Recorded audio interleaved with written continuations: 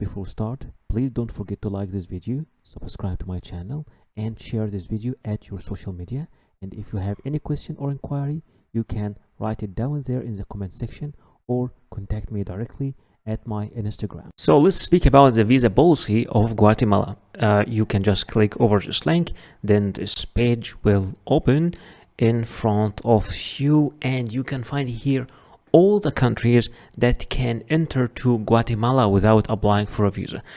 For more information, you can just check the visa policy map of Guatemala. You can find that almost all the countries of South America, all the countries of North America, South Africa, Saudi Arabia, well, almost all European countries, Turkey, Russia, Malaysia, Korea, Japan, Australia, all these countries can enter to Guatemala without a visa. For people who don't belong to these countries, people from Egypt, India, Pakistan, China, and all the rest of the world, you need to apply for visa before traveling to Guatemala. To fill the visa application form for Guatemala, you can download the visa application form from here. You can just click over this link, then it will download. I'm downloading it now. I just open it. Let me show you the visa application form, how it looks like. This is the visa application form. Here in this section you write your personal details and then some informations about if you have relations, your purpose of traveling to Guatemala. And here they will ask you also if like the documents that you will need to present while applying for this visa, and in the end you will need to give your signature and the date. And this section over here, you leave it empty completely. This is for the consular section only. They will handle it, but after filling all this application, and you will have to take the application along with all the required documents that we will be speaking about in the end of this video, and present it in the Guatemalan embassy in your country. So in order to find information about where to submit your application form, you can just click over this link. It will show this page where you can find some information about the Guatemalan embassy in different countries. But if you can't find your country in this list over here, you can just Google Guatemalan embassy in India, for example, and here they will give you the phone number and the exact address of the Guatemalan embassy in your country. For example, let's try another country like Cairo, Egypt. The same thing over here. Also, they will give you the exact location inside the country, and you will find also some data about the phone number and the fax number. You can just appear in the embassy, take all your documents and submit it there, and hopefully you'll be able to get your visa. The first document that you will need for your visa application is your passport. Make sure that your passport is valid at least for 6 months, and at least 2 pages are empty for stamps, and your photo and your details in your passport are clear. You will need also photocopies of your passport. At least make sure you have 3 photocopies.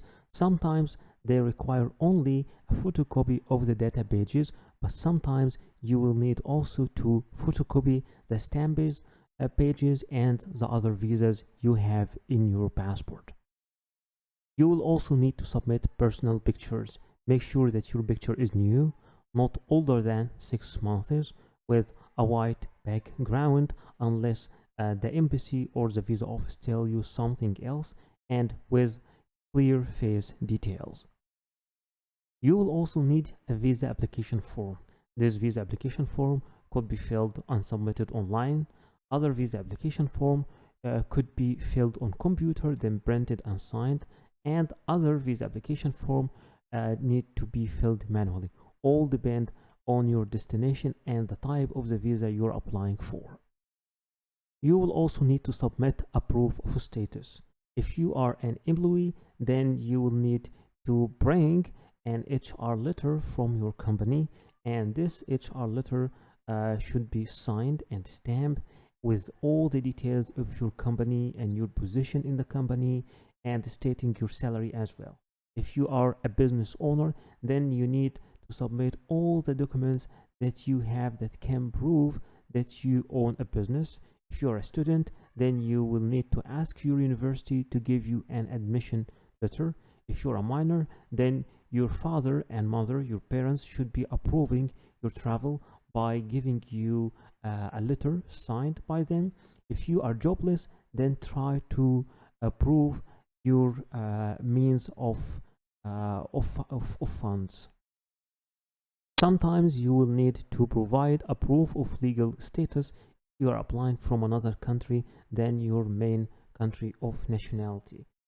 In that case, you either need to submit a valid visa of this country, or a proof of legal residency in this country.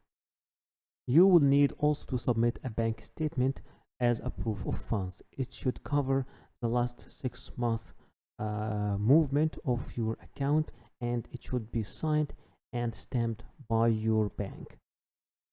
Number 8 is your flight reservation. It should be a round trip, and some countries require you to submit a confirmed ticket, and for others it will be okay to submit a dummy ticket, and I will teach you how to make both of them, the confirmed ticket and the dummy ticket.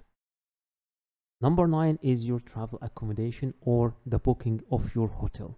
Sometimes it's required to be confirmed, and sometimes it's okay to be an initial booking, and sometimes some countries require you that this booking should cover at least a third of your trip.